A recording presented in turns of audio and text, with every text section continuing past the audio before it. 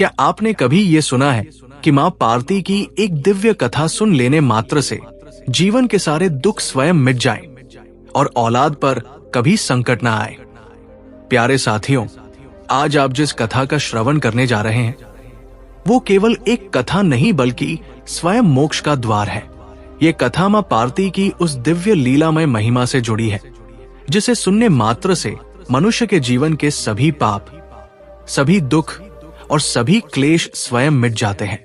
कहते हैं जब संसार में अधर्म बढ़ने लगता है, जब लोगों के मन से श्रद्धा और विश्वास खोने लगता है, जब स्त्री का सम्मान घटने लगता है और जब पुत्र माता पिता की बातों से विमुख होने लगते हैं, तब माँ पार्वती स्वयं अपने करुणामय स्वरूप में अवतरित होती है। वो केवल देवी नहीं बल्कि करुणा, प्रेम, क्षमा और मातृत्व का मूर्त स्वरूप है। उनका एक नाम शैलपुत्री है, जो पर्वत की तरह अडिग है, जो जीवन की हर परीक्षा में अपने भक्तों को धैर्य का पाठ पढ़ाती है। माता पार्वती की ये कथा सुनना केवल एक धार्मिक कर्म नहीं बल्कि आत्मा की शुद्धि का एक माध्यम है। कहा गया है, जो भी मनुष्य माता पार्वती की ये कथा श्रद्धा से सुनता है उसके पिछले जन्मों के भी पाप धुल जाते हैं। प्यारे साथियों, इस कथा को सुनने से पहले अपने हृदय को शांत करें। मन में केवल एक भावना रखें, हे माँ पार्वती, मुझ पर अपनी कृपा दृष्टि बनाए रखना। क्योंकि ये कथा केवल आपके कानों के लिए नहीं है, ये आपकी आत्मा के लिए है। इसमें वो शक्ति है जो पापी को पवित्र बना सकती है, दुखी को सुखी बना सकती है और दिशाहीन जीवन को उद्देश्य दे सकती है। कहते हैं कि जिस घर में माता पार्वती की ये कथा सुनाई जाती है वहां दरिद्रता का वास नहीं रहता। लक्ष्मी स्थायी रूप से निवास करती है। कलह, रोग और भय जैसे दोष उस घर से कोसों दूर भाग जाते हैं और मां पार्वती की कृपा से वहां प्रेम, सम्मान और समृद्धि का वातावरण स्थायी हो जाता है। तो आइए आरंभ करते हैं इस दिव्य कथा का श्रवण। अपनी आत्मा को निर्मल करें, अपने मन को शांत करें और मां पार्वती के चरणों में प्रणाम करें। क्योंकि आज की कथा में वही गूढ़ रहस्य छिपा है जो आपके जीवन के अंधकार को प्रकाश में बदल देगा। और ये कथा आपके हृदय को छू जाएगी, आपकी आंखों में आंसू भी लाएगी। लेकिन उन आंसुओं में शुद्धि होगी, पश्चाताप होगा और अंततः मुक्ति का आभास होगा। तो तैयार हो जाइए, क्योंकि आज मां पार्वती स्वयं आपको सुनाने जा रही है अपनी वह दिव्य कथा जिसे सुनने मात्र से जीवन के सारे पाप और कष्ट स्वयं मिट जाते हैं। लेकिन प्यारे साथियों, आगे बढ़ने से पहले आपको एक अत्यंत गूढ़ और पवित्र बात अवश्य जाननी चाहिए। हमारे प्राचीन धर्म ग्रंथ गरुड़ पुराण में कहा गया है कि जो व्यक्ति किसी कथा को अधूरा सुनकर बीच में छोड़ देता है वो केवल पुण्य से वंचित नहीं होता बल्कि अनजाने में पाप का भागी बनता है। क्योंकि अधूरी कथा मन में संशय और भ्रम पैदा करती है और यही भ्रम मनुष्य को धर्म से दूर ले जाकर अंधकार में धकेल देता है। अगर कोई कथा बीच में छोड़ी जाए तो वो केवल ज्ञान की हानि नहीं बल्कि आत्मा के तप का अपमान माना जाता है। इसलिए आपसे विनम्र निवेदन है, आज की इस दिव्य कथा को अंत तक अवश्य सुने, क्योंकि ये केवल मां पार्वती की कथा नहीं है, ये जीवन का प्रतिबिंब है। इसमें वो रहस्य छिपे हैं जो आपके पापों को हर सकते हैं, आपके कष्टों को मिटा सकते हैं और आपके जीवन को प्रकाशमय बना सकते हैं। हो सकता है इस कथा का कोई एक शब्द, कोई एक प्रसंग आपके जीवन की दिशा बदल दे, आपके घर के अंधकार को दूर कर दे और आपको उस कृपा से जोड़ दे जो केवल मां पार्वती के सच्चे भक्तों को प्राप्त होती है। और यदि आप एक सच्चे सनातनी हैं, तो ये आपका धर्म है कि इस पवित्र कथा को केवल अपने तक सीमित ना रखें, इसे अधिक से अधिक लोगों तक पहुंचाएं, ताकि इस कथा का ये पुण्य हर हृदय तक पहुंचे। क्योंकि जो व्यक्ति धर्म का प्रचार करता है वो स्वयं मां पार्वती का प्रिय बन जाता है। इसलिए प्यारे साथियों, इस कथा को सुनने के बाद लाइक करें, साझा करें और हमारे चैनल को सब्सक्राइब करना ना भूलें, ताकि धर्म, सत्य और जीवन की गूढ़ शिक्षाएं निरंतर आप तक पहुंचती रहें। तो चलिए श्रद्धा, विश्वास और निर्मल मन के साथ आरंभ करते हैं इस पावन कथा का श्रवण।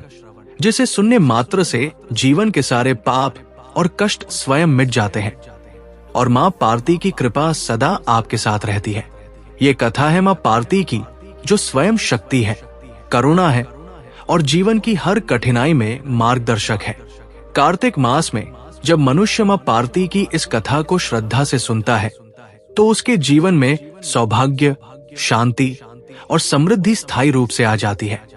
बहुत पुराने समय की बात है। हिमालय की गोद में एक छोटा सा आश्रम था जहां एक ब्राह्मण दंपति रहते थे। नाम था हरिदास और उनकी पत्नी गौरी। दोनों अत्यंत धार्मिक और भगवान शिव के अनन्य भक्त थे। हर सुबह वे भगवान शंकर और माता पार्वती की पूजा करते, लेकिन उनकी सबसे बड़ी पीड़ा थी कि उनके संतान नहीं थी। अनेक वर्षों तक तपस्या करने के बाद भी उन्हें कोई संतान प्राप्त नहीं हुई थी। एक दिन हरिदास बहुत दुखी मन से बोले, देवी, शायद हमारे भाग्य में ही संतान का सुख नहीं लिखा है।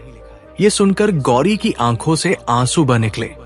वे बोली, स्वामी, अगर भगवान भोलेनाथ और माता पार्वती की कृपा सच्चे मन से मांगी जाए तो कोई भी दुख स्थायी नहीं रहता। हमें हार नहीं माननी चाहिए। उस दिन से दोनों पति पत्नी ने मिलकर कार्तिक मास में मां पार्वती का व्रत करने का संकल्प लिया।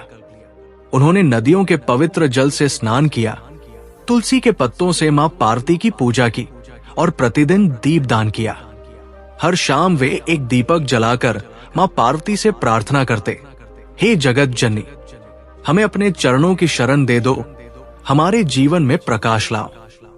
कार्तिक मास का अंतिम सोमवार था। उस दिन हरिदास ने दिन भर उपवास किया और संध्या के समय माता पार्वती का नाम लेकर आंखें बंद की। अचानक पूरे वातावरण में एक दिव्य प्रकाश फैल गया। मां पार्वती प्रकट हुई। उनके मुख से करुणा की धारा बह रही थी। उन्होंने मुस्कुराते हुए कहा, वत्स हरिदास, तुम्हारी श्रद्धा ने मुझे प्रसन्न कर दिया है।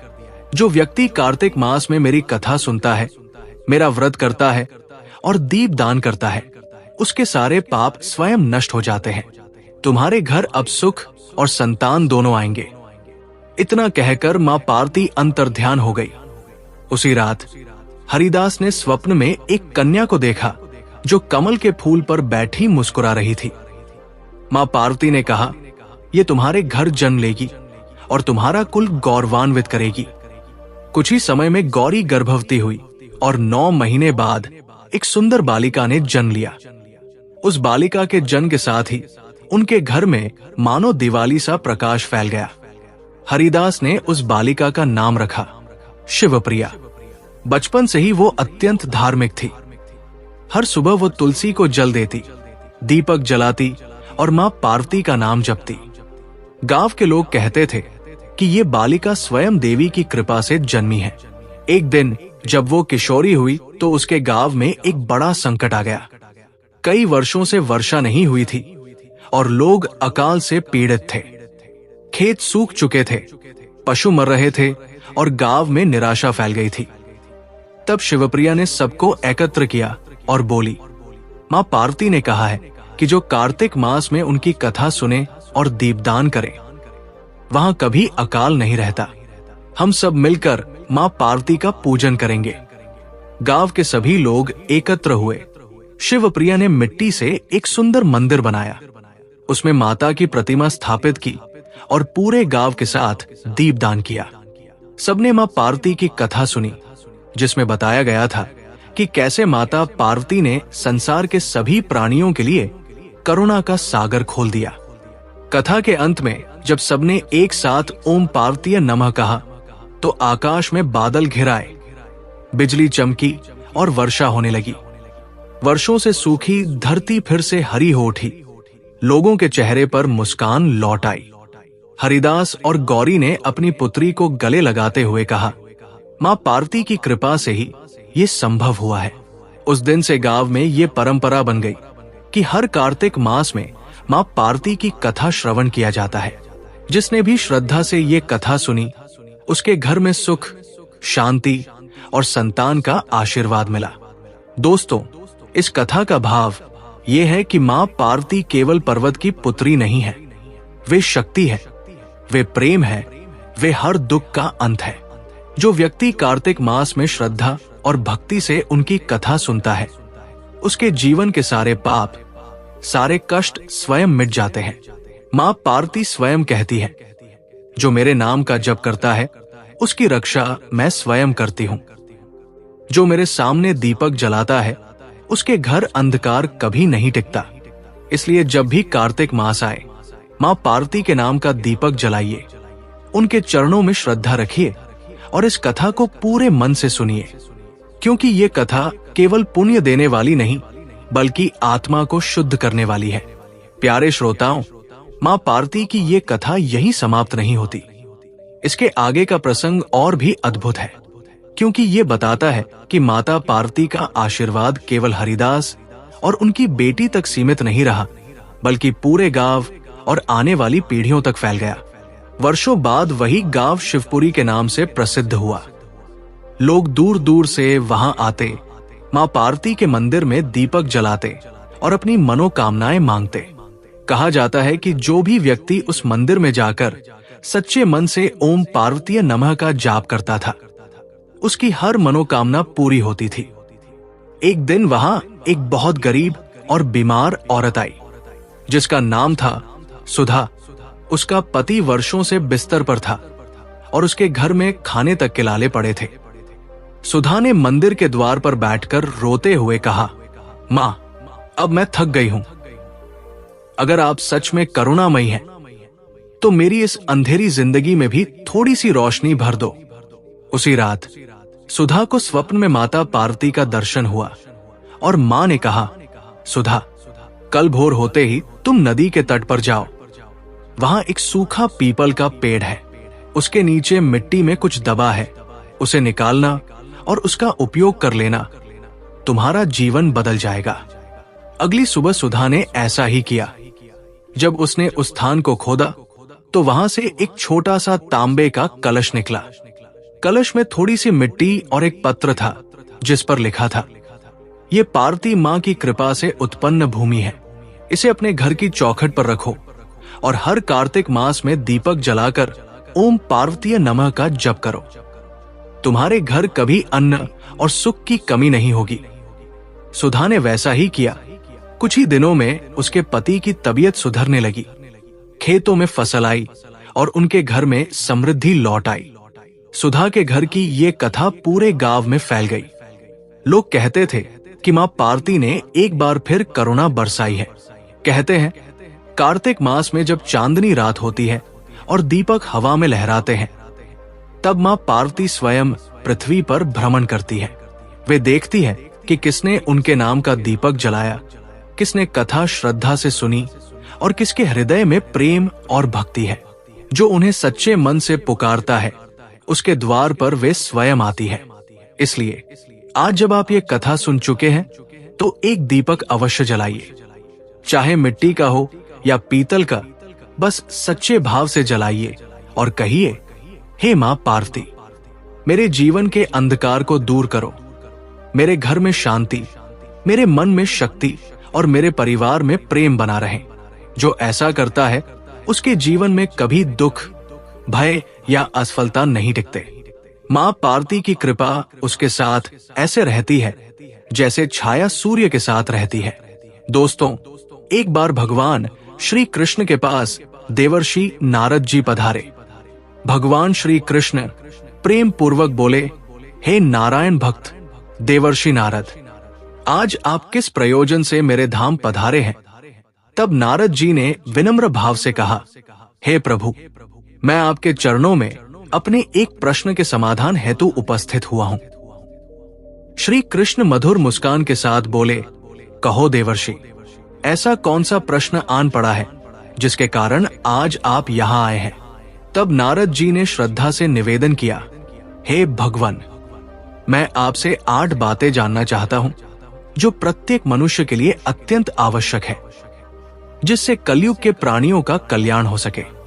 भगवान श्री कृष्ण गंभीरता से बोले, हे देवर्षि, निःसंदेह आपने अत्यंत कल्याणकारी प्रश्न किया है। आपके इस जिज्ञासा से समस्त पृथ्वी लोक के मनुष्यों का जीवन धन्य हो जाएगा। परंतु हे नारद, मैं इस प्रश्न का उत्तर एक कथा के माध्यम से दूंगा। नारद जी ने विनम्रता पूर्वक कहा, हे प्रभु, कृपया वो कथा कहिए, मैं उसे अंत तक सुनूंगा और संपूर्ण लोक में उसका प्रचार करूंगा। भगवान श्री कृष्ण बोले, हे नारद, आज मैं तुम्हें एक अमीर बहन और गरीब भाई की कथा सुनाता हूं। इस कथा से तुम जान पाओगे कि भाई बहन का रिश्ता कैसा होना चाहिए और हर एक भाई बहन को अपने संबंध को कैसे निभाना चाहिए। साथ ही तुम ये भी जानोगे कि मनुष्य गरीब क्यों हो जाता है और कौन से कारण उसे निर्धनता के गर्त में धकेल देते हैं। हे नारद, बहुत समय पहले की बात है। एक नगर में एक संपन्न किसान रहता था। उस किसान के घर जुड़वा संतानों का जन्म हुआ, एक पुत्र और एक पुत्री। पुत्र का नाम उसने राजेश रखा और पुत्री का नैना। समय बीतता गया और जब दोनों विवाह योग्य हो गए तो किसान को उनके विवाह की चिंता सताने लगी। एक दिन वह किसी कार्यवश पड़ोसी नगर में गया जहां उसे एक योग्य वर मिला। उसने अपनी पुत्री नैना का विवाह उस व्यापारी के पुत्र के साथ संपन्न कर दिया। विवाह बड़े धूमधाम से हुआ और किसान ने अपनी पुत्री को ससुराल विदा कर दिया। अब वो अपने पुत्र के विवाह की चिंता करने लगा और सोचने लगा कि मेरी पुत्री अपने घर चली गई, अब मैं अपने पुत्र का विवाह कर दूं ताकि अपना शेष जीवन बहू और बेटों के साथ आराम से बिता सकूं। किंतु हे नारद, ईश्वर की लीला अपरंपार है। कब कौन धनवान बनेगा और कब कौन दरिद्र, ये केवल वही जानता है। कुछ समय बाद वो किसान एक भयंकर बीमारी की चपेट में आ गया। उसके पुत्र ने हर संभव प्रयास किया, श्रेष्ठ वैद्यों से चिकित्सा करवाई, महंगी औषधियां मंगवाई, किंतु कोई सुधार नहीं हुआ। धीरे धीरे समस्त धन संपत्ति उपचार में व्यय हो गई और राजेश गरीबी के कगार पर आ गया। एक दिन वो किसान अपने पुत्र राजेश को स्नेह पूर्वक बुलाता है और कहता है, हे पुत्र, जब कोई कार्य मनुष्य के सामर्थ्य से बाहर हो जाए या उसका कोई समाधान ना मिले तो उसे ईश्वर के भरोसे छोड़ देना चाहिए।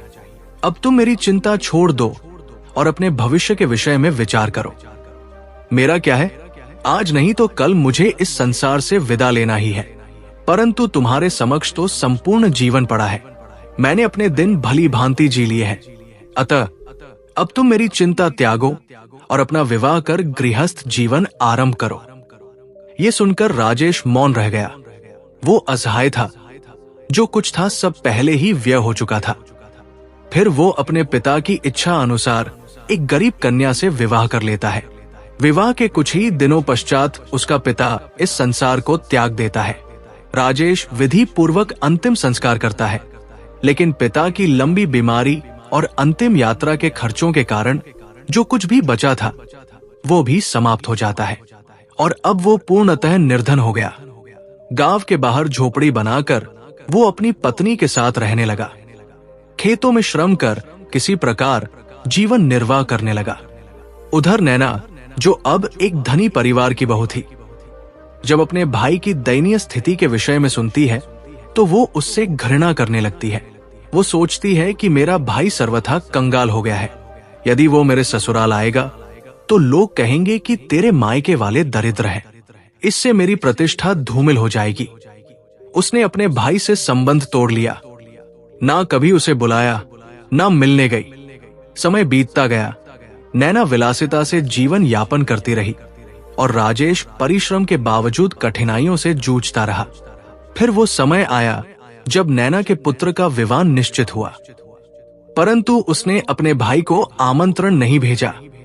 जब राजेश को यह समाचार अन्य लोगों से ज्ञात हुआ तो वो प्रसन्न हुआ और अपनी पत्नी दिव्यानी से कहा, ये अत्यंत शुभ समाचार है, अवश्य हमें वहां जाना चाहिए। तब दिव्यानी बोली, परंतु क्या हमारी ननद ने हमें आमंत्रण भेजा है? राजेश मौन रह गया और कुछ क्षणों बाद कहा, हमें न्योता नहीं मिला, किंतु इससे क्या अंतर पड़ता है, वो भी तो हमारी बहन का पुत्र है। तब दिव्यानी ने गंभीरता से उत्तर दिया, हे स्वामी, आपकी बात सत्य है कि वो आपका भांजा है, किंतु बिना निमंत्रण के ननद के घर जाना उचित नहीं होगा। हमें वहां नहीं जाना चाहिए। तब राजेश प्रेम पूर्वक बोला, हे प्रिय, हमारी बहन नैना के ससुराल वाले अत्यंत धनवान हैं। संभव है कि उन्हें हमारी याद ना रही हो, या फिर उन्होंने हमें निमंत्रण भेजा हो, किंतु वो हम तक ना पहुंचा हो। अतः तुम व्यर्थ चिंता मत करो, बच्चों को तैयार करो और मेरे संग बहन के घर चलो। देवयानी ने गंभीर स्वर में उत्तर दिया, हे नाथ, यदि आप जाना चाहते हैं तो अवश्य जाइए, किंतु बिना निमंत्रण के मैं वहां नहीं जाऊंगी। राजेश ने जब अपनी पत्नी के मुख से ये कठोर वचन सुना तो शांति से कहा, यदि तुम्हारी यही इच्छा है तो तुम यही रहो, किंतु मैं अपनी बहन के ससुराल अवश्य जाऊंगा। यदि मैं नहीं गया तो मेरी बहन की देवरानी और जेठानी उसे ताने देंगी और कहेंगी कि खर्चे के भय से उसका भाई विवाह में सम्मिलित नहीं हुआ। इतना कहकर राजेश घर से बाहर निकल गया। भगवान श्री कृष्ण कहते हैं, हे नारद, राजेश अत्यंत निर्धन हो चुका था। उसके पास ना अन्न था, ना वस्त्र, किंतु अपनी बहन के प्रति प्रेमवश उसने अपने मित्र से कुछ धन उधार लिया और उसी धन से अपनी बहन नैना और अपने बहनोई के लिए सुंदर वस्त्र खरीदे और पैदल ही यात्रा पर निकल पड़ा। सुबह से शाम तक चलने के पश्चात जब राजेश बहन के घर पहुंचा तो द्वार के समीप खड़ा हो गया। बहन के दर्शन हेतु वो व्याकुल था। उसी समय नैना की जेठानी ने उसे देखा और नैना से कहा, हे नैना, देखो तुम्हारा भाई द्वार पर खड़ा है। नैना ने अधीरता से पूछा, हे भाभी, क्या तुमने देखा कि वो कैसी अवस्था में आया है? उसने कैसे वस्त्र पहने हैं? तब जेठानी बोली, तुम्हारा भाई फटे पुराने वस्त्रों में लिपटा द्वार पर खड़ा प्रतीक्षा कर रहा है। ये सुनते ही नैना का हृदय कठोर हो गया। वो क्रोध से भरकर सबकी दृष्टि से बचते हुए राजेश के पास पहुंची। राजेश अपनी बहन को समीप आता देख हर्ष से गदगद हो गया, किंतु जब उसने बहन के कठोर वचन सुने तो उसका हृदय व्यथित हो उठा। नैना बोली, हे भाई, इस प्रकार बिना निमंत्रण और फटे वस्त्रों में आना मेरे लिए लज्जा का कारण है। तुम्हें अपनी नहीं तो कम से कम मेरी प्रतिष्ठा का ध्यान रखना चाहिए था। यदि मेरी देवरानी और जेठानी तुम्हें इस दशा में देखेंगी तो वे मेरा उपहास करेंगी। राजेश अपनी बहन के पैरों में गिरकर बोला, हे बहन, मुझे क्षमा कर दो। मैं केवल तुम्हारे लिए और तुम्हारे पुत्र के लिए वस्त्र लाया हूं, ताकि कोई तुम्हें ताने ना दे। यदि मुझे ज्ञात होता कि मेरा आना तुम्हें इतना कष्ट देगा तो मैं कभी यहां नहीं आता। तब नैना थोड़ी शांत होकर बोली, अब जब तुम आ ही गए हो तो मेरी बात ध्यान से सुनो।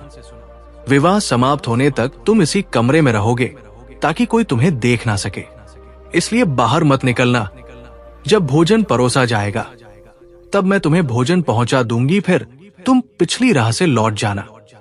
राजेश बोला, ठीक है बहन, मैं रात्रि में ही लौट जाऊंगा, किंतु मेरी प्रार्थना है कि तुम और बहनोई ये वस्त्र स्वीकार कर लो। इन्हें मैंने बहुत प्रेम से लाया है। नैना वस्त्र लेकर बाहर चली गई और कमरे की कुंडी लगा दी। भगवान श्री कृष्ण कहते हैं, हे नारद, राजेश उस कमरे में बैठा अपनी बहन की प्रतीक्षा करने लगा और वो सोचता रहा कि शीघ्र ही स्वादिष्ट भोजन मिलेगा, किंतु उसे क्या पता था कि उसकी बहन विवाह के कार्यों में इतनी व्यस्त हो जाएगी कि उसे अपने भाई की सुध भी नहीं रहेगी। 2 दिन बीत गए और उसकी बहन ने उसे भोजन तक नहीं दिया। भूख प्यास से व्याकुल राजेश छटपटाने लगा।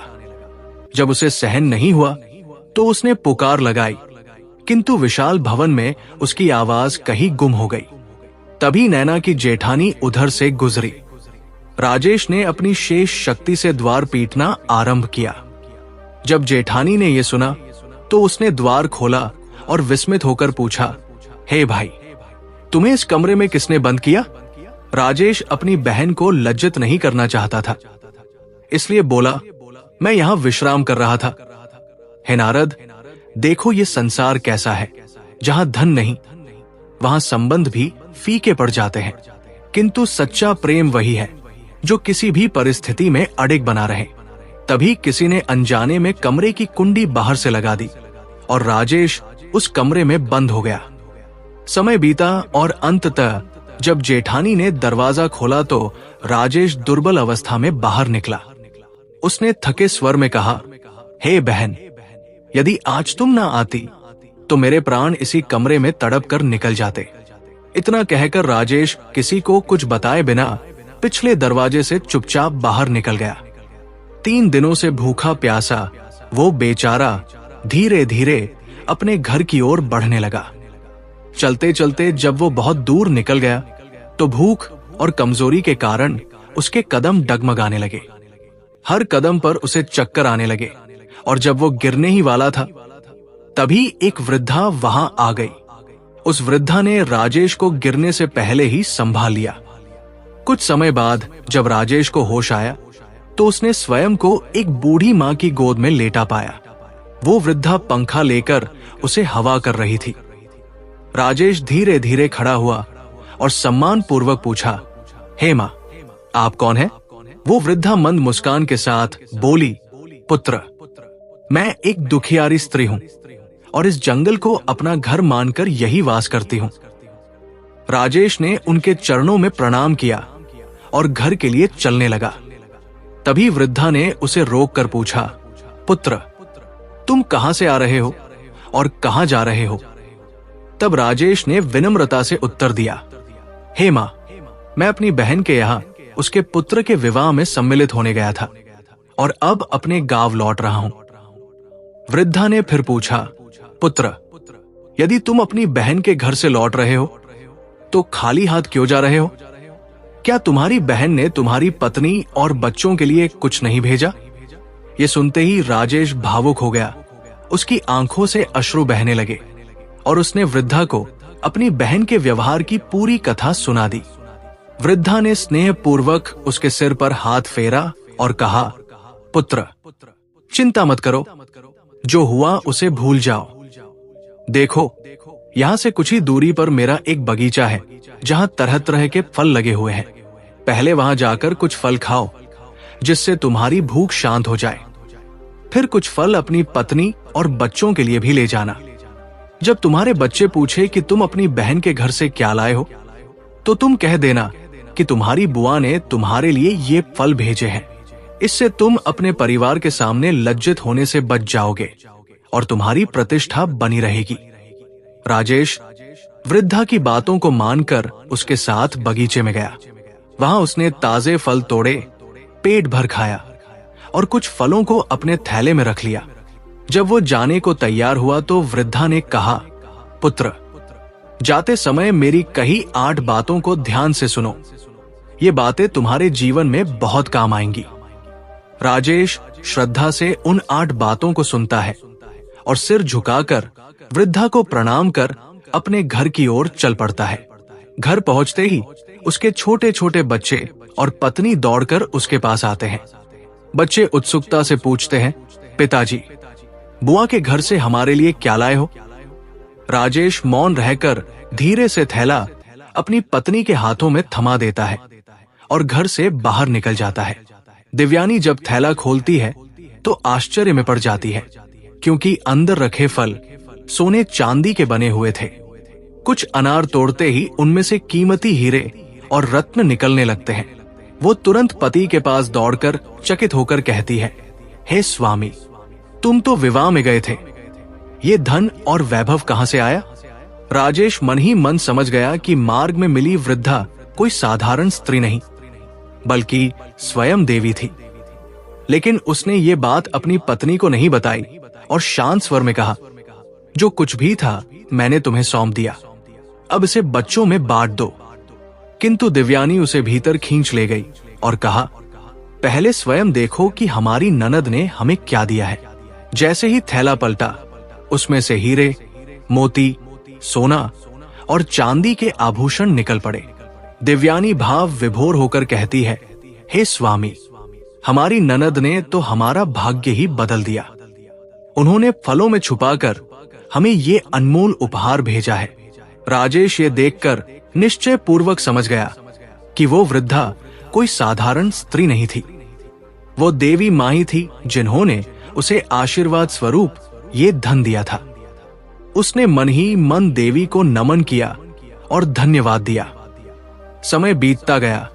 इस अपार धन संपदा से राजेश फिर एक धनवान व्यक्ति बन गया। उसने अपने परिवार के लिए एक भव्य महल बनवाया और राजाओं की भांति वैभवपूर्ण जीवन व्यतीत करने लगा। नगर के लोग भी उसकी समृद्धि देखकर उसका सम्मान करने लगे। कुछ समय पश्चात सावन का महीना निकट आया। एक दिन दिव्यानी ने अपने पति से कहा, हे स्वामी, सावन का महीना आ रहा है और इस महीने में सभी विवाहित स्त्रियां अपने मायके जाती है। मेरी इच्छा है कि तुम अपनी बहन को हमारे यहाँ बुला लाओ। इसी बहाने मैं भी अपनी ननद से मिल सकूंगी। राजेश अपनी पत्नी की इस बात को सुनकर विचार मग्न हो गया।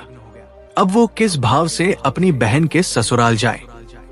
वही बहन जिसने उसे 3 दिनों तक भूखा प्यासा कमरे में बंद रखा था और आज उसी के लिए उसका हृदय दया से भर उठा।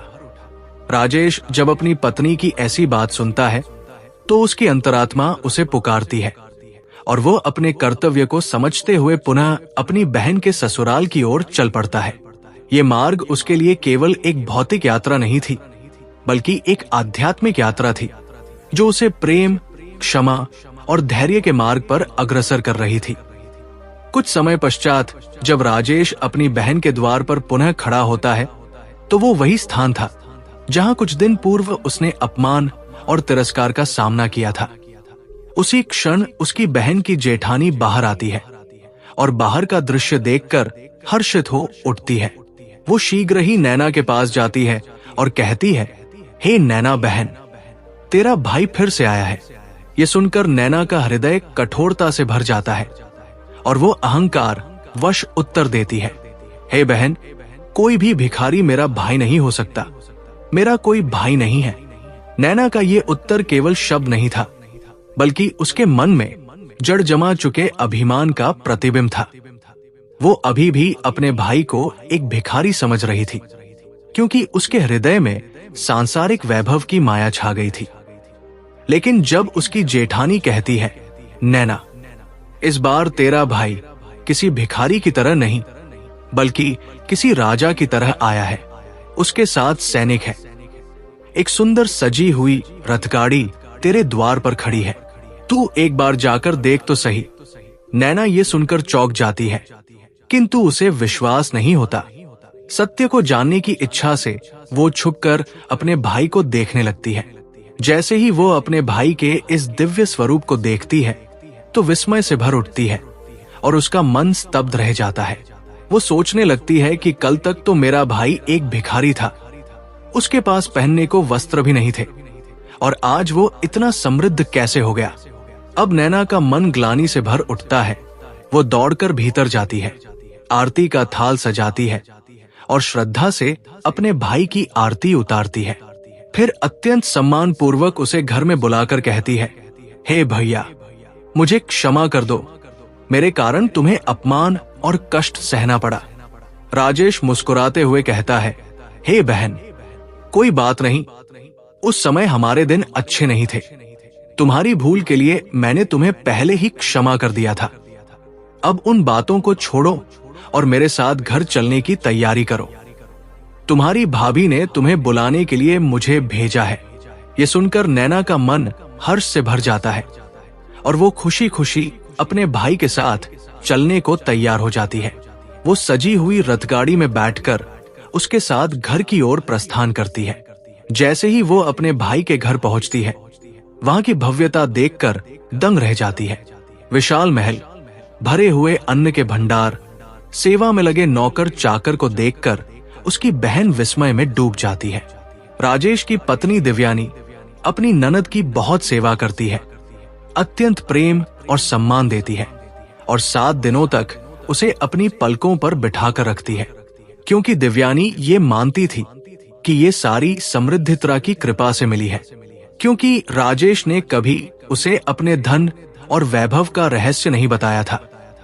लेकिन वास्तविकता ये थी कि ये सब देवी माँ के आशीर्वाद से हुआ था, ना कि किसी सांसारिक संबंध से। कुछ दिनों बाद जब नैना अपने ससुराल लौटने को तैयार होती है, दिव्यानी अपने पति से कहती है, हे स्वामी, कल तुम्हारी बहन अपने घर जाएगी, इसलिए बाजार से उसके लिए कोई सुंदर उपहार लेकर आओ। राजेश ये सुनकर बाजार जाता है और एक मोची की दुकान पर पहुंचता है। वो मोची से कहता है, हे भाई, मुझे अपनी बहन के लिए ऐसी जूतियां बनवानी है जो बोल सके, क्या तुम बना सकते हो? मोची उत्तर देता है, हे सेठ, मैं ऐसी जूतियां बना तो दूंगा पर इसकी कीमत अधिक होगी। राजेश कहता है, मूल्य की चिंता मत करो, मुझे ऐसी जूतियां चाहिए जो जब मेरी बहन पहने तो वे बारी बारी से 8 ज्ञान की बातें बोले। फिर राजेश उसे वे 8 बातें बताता है जो उसे उस वृद्धा ने बताई थी। 1. मानता की अवहेलना ही अज्ञान का सबसे बड़ा कारण है। 2. जो केवल भाग्य के भरोसे बैठा रहता है वो सदैव दरिद्र रहता है। 3. जो कर्म में परिवर्तन नहीं करता वो निर्धन ही रहता है। 4. गरीबी से बड़ा कोई अभिशाप नहीं, ज्ञान प्राप्त करके अज्ञान दूर करो। 5. अपने दुर्भाग्य का दोष समय को मत दो, अपने कर्मों को मजबूत करो। 6. भाग्य उन्हीं का साथ देता है जो परिश्रम पर विश्वास रखते हैं। 7. ज्ञान ही सबसे बड़ा हथियार है जो अज्ञानी को भी विजेता बना सकता है। 8. पैसों के बाजार में तहजीब बिकने लगी है, धन दौलत से रिश्ते जुड़ रहे हैं और गरीबों से दूरी बढ़ रही है। फिर राजेश कहता है, हे मोची भाई, मेरी बहन जब 8वां कदम रखे तो ये जूतियां ये अंतिम वाक्य कहें ताकि उसे अपनी भूल का एहसास हो जाए कि उसने अपने ही भाई का अपमान किया था। ये कहते हुए राजेश के मन में कोई प्रतिशोध नहीं था, केवल अपनी बहन को आत्मज्ञान कराना ही उसका उद्देश्य था, क्योंकि सच्चा प्रेम बदले की भावना से मुक्त होता है और भक्ति केवल उसी में पूर्ण होती है। राजेश मोची से हीरे मोती से जड़ी हुई सोने और चांदी की सुंदर जूतियां बनवाता है और उन्हें अपनी बहन को उपहार में देता है। इन अनमोल जूतियों को देखकर नैना का चेहरा खुशी से खिल उठता है। वो अत्यंत हर्षित होती है और अपने भाई से विदा लेकर अपने ससुराल लौट जाती है। जब नैना अपने ससुराल पहुंचती है, उसकी देवरानी और जेठानी उत्सुकता से पूछती है, हे नैना, तुम अपने भाई के घर से आई हो, तुम्हारे भाई ने तुम्हें क्या उपहार दिया है? अपनी देवरानी, जेठानी, सास, ससुर, देवर और जेठ को अपने भाई द्वारा दी गई भेंट दिखाती है और गर्व से कहती है, देखो, मेरे भाई ने मुझे सोने चांदी से बनी हीरे मोती से जड़ी ये जूतियां दी है। सभी परिवारजन चकित रह जाते हैं और अब नैना जब वो जूतियां पहनकर चलती है तो जैसे ही वो पहला कदम रखती है, जूतियां बोल उठती है। पैसों के बाजार में बदल गई तहजीब, धन दौलत से जुड़ रहे रिश्ते हुए गरीब। ये सुनते ही नैना स्तब्ध रह जाती है। उसका हृदय ग्लानि से भर उठता है और उसे अपने किए गए पापों का स्मरण हो आता है। उसका सिर शर्म से झुक जाता है और वह अपने भाई को याद कर फूट फूट कर रोने लगती है। उसकी देवरानी और जेठानी उसका उतरा हुआ चेहरा देखकर व्याकुल हो जाती है कि नैना, आखिर क्या हुआ? तुम अचानक रोने क्यों लगी? तब नैना अश्रुपूरित नेत्रों से कहती है, हे बहनों, मैंने धन के अहंकार में आकर अपने ही भाई का कितना अपमान किया था।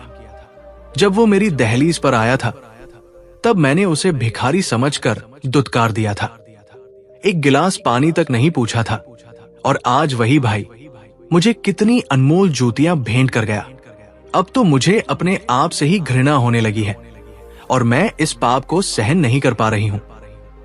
उसकी पीड़ा देखकर उसकी जेठानी उसे सांत्वना देती है और कहती है, हे बहन, जो हुआ उसे भूल जाओ।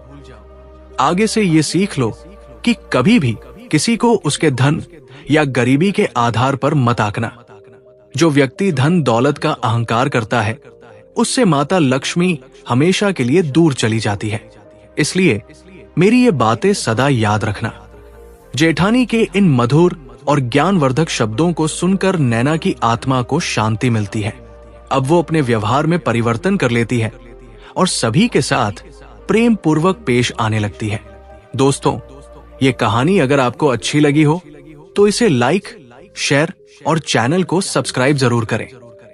जय जगदम्बे, जय मां अंबे, ओम नमः शिवाय।